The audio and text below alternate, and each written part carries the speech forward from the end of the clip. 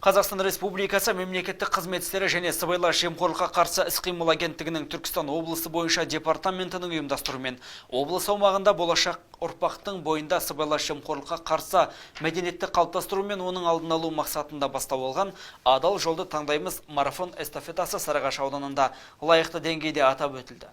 Аталмыш акция аясында өңірде 2 апта көлемінде 410 іс-шара ұйымдастырылып, 21 мыңнан астам адам белсене қатысты. Жастар марафон эстафетасының жабылу рәсіміне арна тілшісі Майра Нұрмахан баяндайды.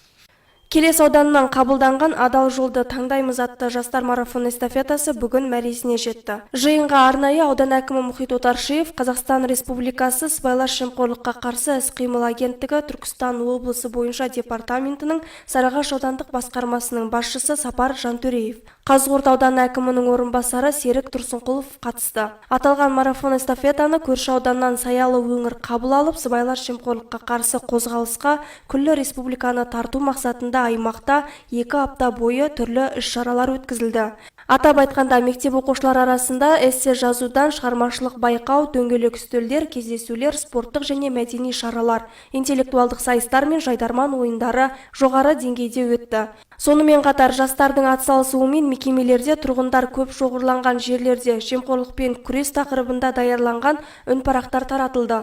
Жиын барысында сөз сөйлеген аудан әкімі сыбайлас жемқорлық мемлекетті ішінен жоюдың бастамасы мен жетістіктерді жоққа шығаратын, қоғамға зиян келтіретін қауіп екендігін тілге тиек етті. Қазақстан Республикасының сыбайлас жемқорлыққа қарсы іс-қимыл агенттігінің бастамасымен адал жолды таңдаймыз атты марафоны жүзеге асырылып жатыр.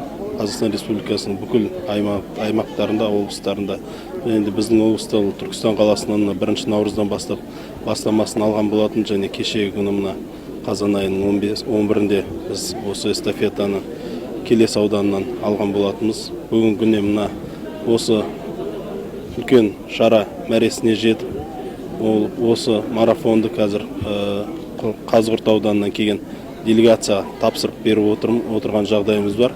Мына акцияны біз негізінен республикаға үлгі болатындай қылып өткіздік деп ойлаймын. Және де мен осы акцияға атсалысқан осы жастарға үлкен алғысымды білдіргім келеді. Себебі осы жастардың арқасында осындай кереметтей акция өткізіп, оның ішінде жоғары мән мағынасы бар екенін түсіне білген жастарға үлкен алғысымды білдіргім келеді. Сондай-ақ салтанатты шарада аудан аумағына қарасты ауылдық округтер өз өңірлерінде ұйымдастырылған іс-шаралар бойынша стендтер орнатып, тұрғындар мен қонақтар 2 апта көлемінде өткен жиындарды суреттер арқылы тамашалады. Акцияға белсенді қатысқан мектеп оқушыларының жасаған қолөнер бұйымдарынан көрме ұйымдастырылып, көпшілік назарына ұсынылды. Бұл марафон біздің сыбайлас жемқорлыққа қарсы іс-қимыл агенттігінің бастауымен осы 2019 жылдың ақпан айынан бастап бүгінгі таңда 13 аудан көлемінде өткізілді. Бұл марафонның негізгі мақсаты өздеріңізге белгілі жас ұрпақты сыбайлас жемқорлықсыз өмірге тәрбиелеу, олардың көзқарасын өзгерту негізгі мақсаты. Бүгін міне Сарыағаш ауданы іс-шара өткізіп, адал жолды таңдаймыз марафонның кітабымен жаңа туы Қазығұрт ауданынан берілді. Адал жолды таңдаймыз жастар марафон эстафетасы аясында өткен түрлі шараларда белсенділік танытқан бірқатар сарыағаштық жастарға аудан әкімі Мұхит Отаршиевтің алғыс хаты мен естелік сыйлықтар табыс етілді. Аталмыш акцияның қорытынды жиынында марафон эстафетаның туы мен кітабы Қазығұрт ауданынан келген өкілдерге табысталып, салтанатты кештің соңы концерттік бағдарламамен аяқталды. Майра Нұрмахан, Айдос Дәулет, Сәт телеарнасының жаңалықтар қызметі.